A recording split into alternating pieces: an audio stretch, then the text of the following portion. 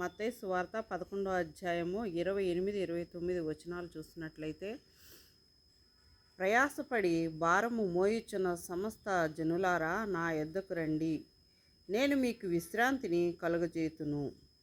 నేను సాత్వికుడును దీనమనసు కలవాడును గనుక మీ మీద నా కాడి ఎత్తుకొని నా యొద్ద నేర్చుకొనుడి, అప్పుడు మీ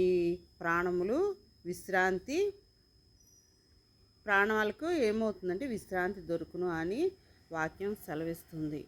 అయితే మనం ప్రయాసపడి బాగా మనం ప్రతిరోజు కూడా మన గురించే మనం చాలా ప్రయాసపడతా ఉంటాము. ఉదయం లేచిన దగ్గర నుంచి మరలా రాత్రి పడుకునే వరకు కూడా ఏమి తిందుమా, ఏమి తాగుదుమా, ఏమి ధరించుకుందుమా, ఈరోజు ఏం చెప్పబడుతుందంటే వాక్యం అని మీ ప్రాణాల గురించి, మీ యొక్క కుటుంబాల గురించి, వాటి గురించి అవన్నీ కూడా సురక్షితంగా ఉండాలంటే మరి అసలైన అది మనం చేయవలసింది ఏంటంటే ఆయన యందు విశ్రాంతి మనకి కలుగుతుంది.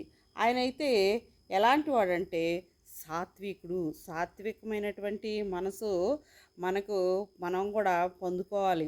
కోపం అనేది మనలో ఉండకూడదు. మనం ఇతరుల గురించి చాలా కోపపడతా ఉంటాము. చాలా ఎవరైనా ఏదైనా అంటే చాలా ద్వేషం పెంచుకుంటూ ఉంటాము.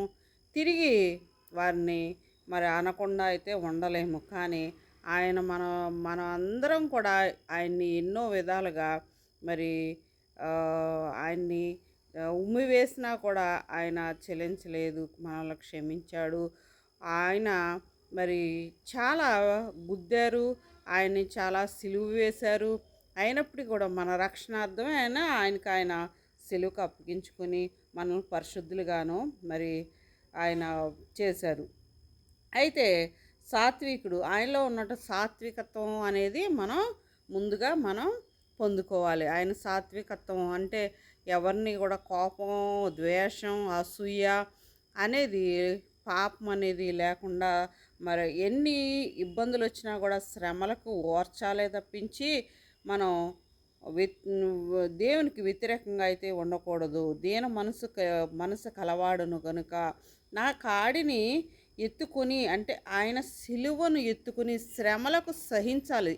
ఈ యొక్క కాడిని ఎత్తుకుని ఆయన యొద్దకు వచ్చి ఆయన యొద్ద మనం నేర్చుకున్నట్లయితే కనుక ఎప్పుడైతే మన శ్రమలను, మనకు శారీరకమైనటువంటి శ్రమలు వచ్చు, మానసికమైనటువంటి శ్రమలు కావచ్చు, ఇది దేనివల్ల వచ్చింది, ఇంకా నాకు సమాధానం రావడం లేదేంటి, నాకు ఈ ఎగ్జామ్ పాస్ కావట్లేదేంటి, ఇంకా నా బిడ్డలకు వివాహం జరగట్లేదేంటి, ఈ లోకరీత్యా అనేవి కాకుండాను దేవుని యందు విశ్వాసం ఉంచి ప్రతిరోజు కూడా ఆయన ప్రార్థించి వేడుకుంటే నీకు సమాధానం దొరికితేనేనా సమాధానం. నువ్వు లాభాన్ని ఆశించకూడదు. ఎప్పుడు కూడా దేవుణ్ణి ఒక లాభసాటిగా మనం ఆశించకూడదు. ఆయనలో మనం చూసింది, ఆయనకు ఉన్నటువంటి గుణగణాలని మనం ఎప్పుడైతే కనుక సంపూర్తిగా మనలో ఇముడ్చుకుంటామో అప్పుడు మనకు విశ్రాంతి, అసలైనటువంటి విశ్రాంతి అనేది కలుగుతుంది. మరి వాటినన్నిటిని మనం తప్పించుకోగలుగుతామని ఈ యొక్క వాక్యం మనకు తెలియజేస్తుంది. ఈ దినదీవులతో మనందరం కూడా ఆయనలో ఉన్నటువంటి గుణగణాలు, ఆయనకున్నటువంటి సాత్వికత్వం, దీన మనసు కలిగిన వారంగా ఉండి ఎదుటివారిని మరి జాలి, కనికరము, ప్రేమ అనేది మనం పొందుకోవాలని ఈ వాక్యం నేను ముగిస్తున్నాను. ఆమెన్.